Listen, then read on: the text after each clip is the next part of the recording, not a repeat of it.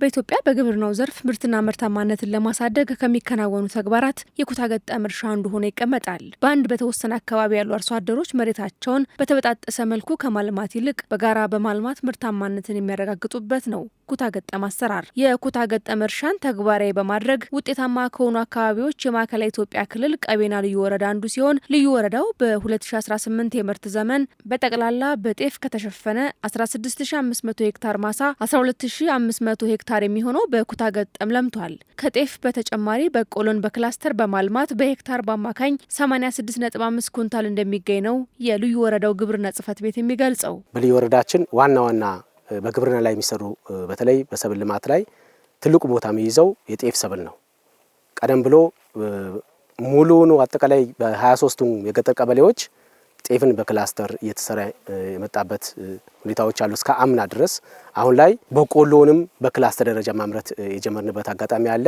አጠቃላይ አርሶ አደሩ ስለ ክላስተር ያለው ግንዛቤ የክሎ ስልጠና፣ የግንዛቤ ማስጨበጫ መድረኮች፣ ንቅናቄ መድረኮች በማስጨበጥ ከዘር ከመዝራቱ በፊት ጀምሮ እርሻ አስተራረሱ በተለይ ሜካናይዜሽን በልዩ ወረዳችን ደረጃ በብድር የገቡ ትራክተሮች አሉ። እንዲሁም ደግሞ አርሶ አደሩ በኮንትራት ወስዶ የሚያርስባቸው ወደ 40 ትራክተሮች አሉ። 40 ትራክተሮች ለነዚህ ለክላስተር ስራ ጥቅም ላይ ውለዋል። ከዚህ አንጻር በተመሳሳይ ሰዓት እርሻ ይታረሳል። ከአንድ እስከ 3ኛ ዙር በተመሳሳይ ሰዓት ዘር ይዘራል።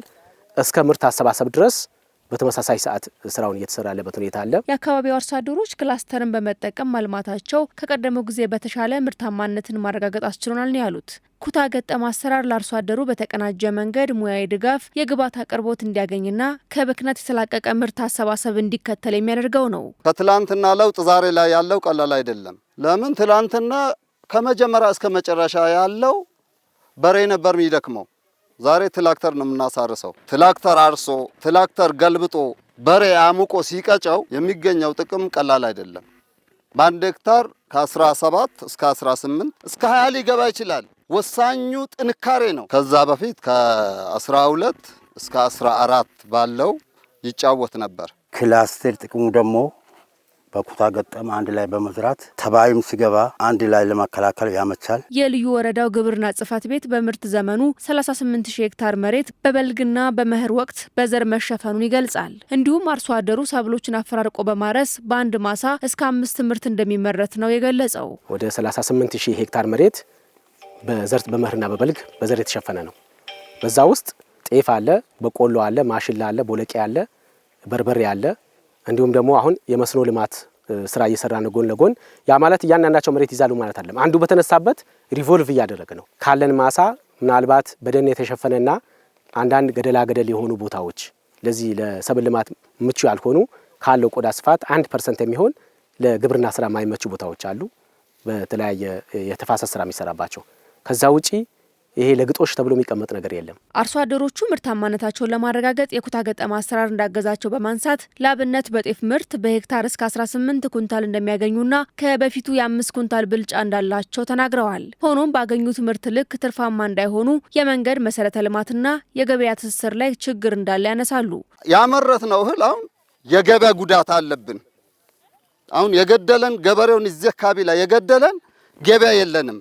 ወይ ተረካቢ እንዲሰጠን ተረካቢ ብናገኝ በበቆሎም በጤፉ ተረካቢ ድርጅት ብናገኝ እና በደንብ እናደራጃለን፣ እንሰራለን። የመንገድ ችግር አለብን።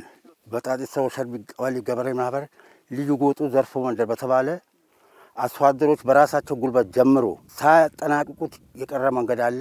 ይህንን ታሳቢ ተደርጎ እንዲያዝልን ልዩ ወረዳው አርሶ አደሮች በሰሩት ልክ ትርፋማ እንዳይሆኑ ምክንያት የሆነውን የመንገድ መሰረተ ልማት ችግርን ለመፍታት እየተሰራ መሆኑን ገልጿል። የገበያ ትስስርን ለማጠናከር ደግሞ የህብረት ስራ ማህበራትን በማሳደግ ማህበራቱ ከአርሶ አደሮች ምርትን በመግዛት ለገበያ የሚያቀርቡበት አሰራር መዘርጋቱን የጠቆመው አንደኛ ህብረት ስራ ማህበራቶች በደንብ እንዲደራጁ ብድር ከባንክ እንዲወስዱ አድርገን ገበያ ላይ ባለው በተሻለ ዋጋ እንዲገዙና በወቅቱ ከዛ በኋላ እነሱ አከማችተው ለማዕከላዊ ገበያ እንዲያቀርቡ ወይም ደግሞ ለሸማቹ እዚህ መንግስት ሰራተኛ አለ፣ ከተማ ዝቅተኛ ነዋሪ አለ እንዲያቀርቡ፣ እንዲሁም ደግሞ ቅዳሜና እሁድ ገበያዎች አሉ እዛ ወስዶ ለሸማቹ እንዲያቀርቡ የጀመርነው ስራ አለ። በእርግጥ ሙሉ ለሙሉ ፈተናል አይደለም። አሁንም አንዳንድ ቦታ ላይ መሰረተ ልማት ችግር ያለባቸው አካባቢ ምርታቸውን ወደ ከተማ ከማምጣት እዛው ባገኙት ዋጋ የመሽጠት አዝማሚያዎች አሉ። በዚህ አመት ውስጥ እቅድ አቅደናል። የገበያ ትስስሩ አንደኛ ከአዲስ አበባ ጀምሮ የሚጠይቁ ሰዎች አሉ። እዚያ አካባቢ የበቀሉ ፖቴንሻል አለ፣ የጤፍ ፖቴንሻል አለ።